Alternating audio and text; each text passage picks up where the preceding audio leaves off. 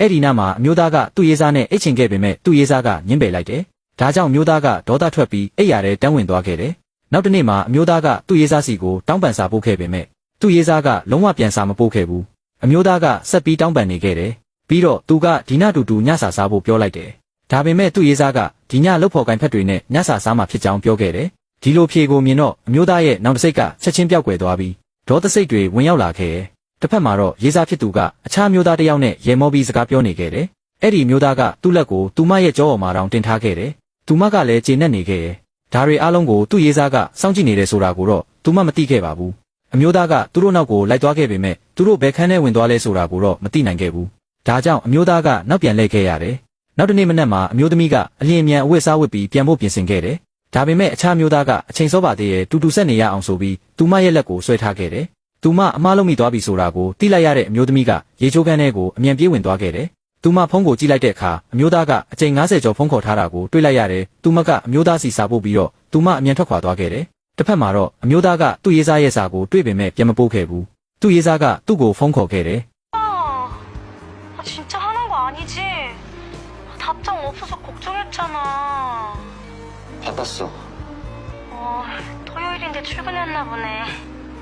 나 미안해 진짜. 진짜 다음부터는 안 그럴게. 들어갈게. 회의 있어.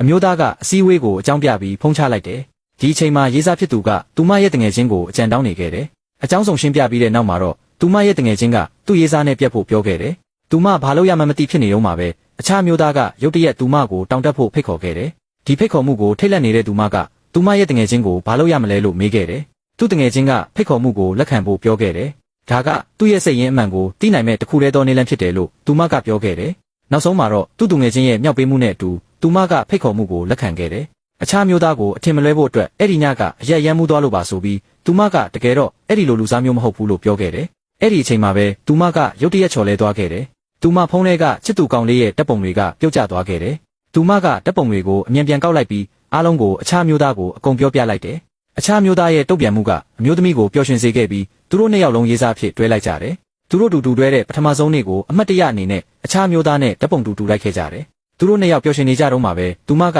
6ထဲကိုပြုတ်ကျသွားခဲ့တယ်။အခြားမျိုးသားကသူမရဲ့လက်ကိုအမြန်ဆွဲလိုက်ပြီးသူမကိုဆွဲထားဖို့ပြောခဲ့ပေမဲ့သူမရဲ့လက်အိတ်ကြောင့်မတော်တဆ6ထဲကိုပြုတ်ကျသွားပါတော့တယ်